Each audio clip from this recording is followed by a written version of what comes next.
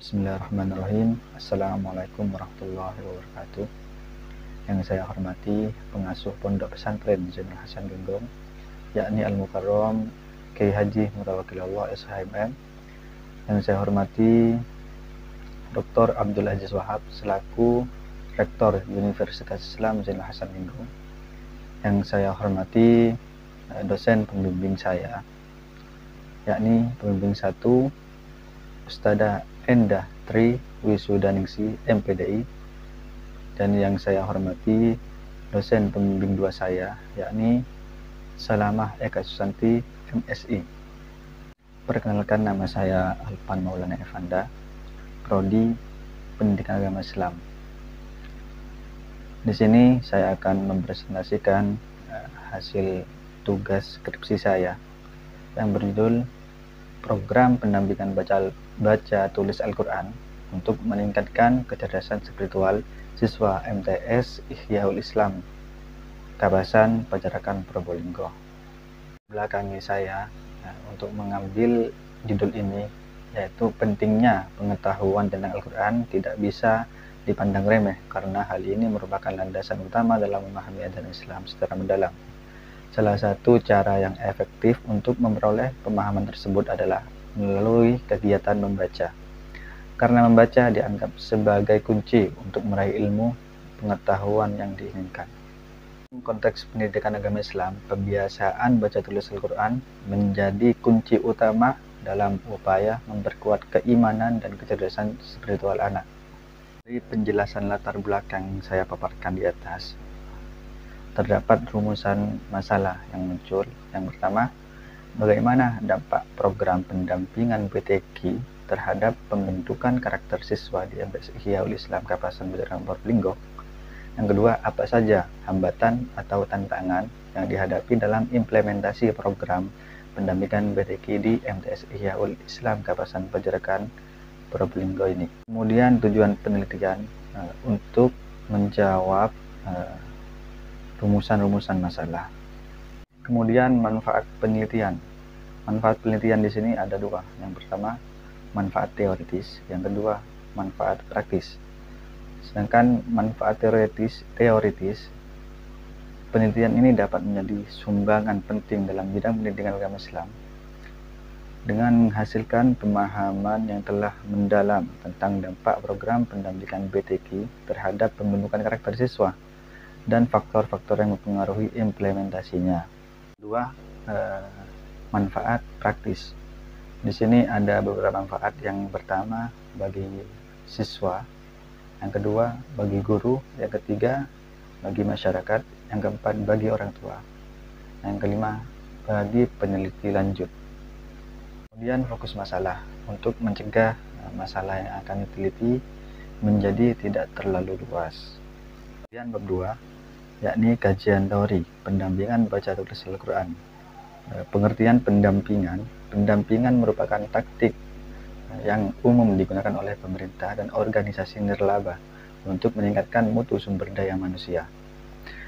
Melalui pendampingan, individu didorong untuk mengenali peran mereka dalam konteks permasalahan yang ada dan mencari solusi alternatif untuk mengatasi masalah yang dihadapi. Kemampuan sumber daya manusia sangat dipengaruhi oleh faktor internal individu, seperti keterampilan, dorongan, dan sikap yang dimiliki.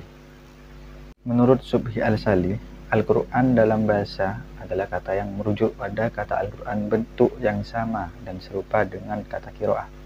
Dan Al-Quran berisi petunjuk dan ajaran yang relevan untuk kehidupan di dunia dan akhirat yang diterima oleh Nabi Muhammad melalui malaikat Jibril. Kecerdasan spiritual. Pengertian kecerdasan spiritual menurut Howard Gardner mengemukakan bahwa kecerdasan adalah kemampuan untuk mengatasi berbagai masalah dalam kehidupan dan menghasilkan produk atau jasa yang bermanfaat dalam berbagai aspek kehidupan. Juga menurut Dana Zohar dan Ian Marshall mengemukakan kecerdasan spiritual merupakan kecerdasan batin yang digunakan untuk menyembuhkan dan menyatukan diri. Kemudian kajian terdahulu. Pada pembahasan ini akan disajikan secara sistematis tentang paparan hasil penelitian yang telah dilakukan sebelumnya terkait dengan permasalahan yang akan diteliti.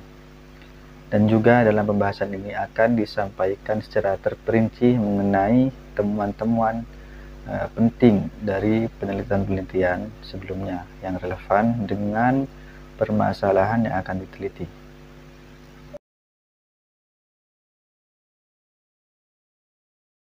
Kemudian bab 3, yakni metode penelitian, pendekatan dan jenis penelitian. Penelitian ini menggunakan jenis penelitian lapangan. Penelitian ini menggunakan pendekatan kualitatif yang bertujuan untuk menggali makna, pemahaman, konsep, simbol, karakteristik, deskripsi, dan gejala terkait suatu fenomena. Tujuan utama dari penelitian kualitatif adalah untuk mendalami pemahaman terhadap suatu fenomena atau pernyataan melalui prosedur ilmiah yang sistematis dengan pendekatan kualitatif. Kemudian data dan sumber data penelitian.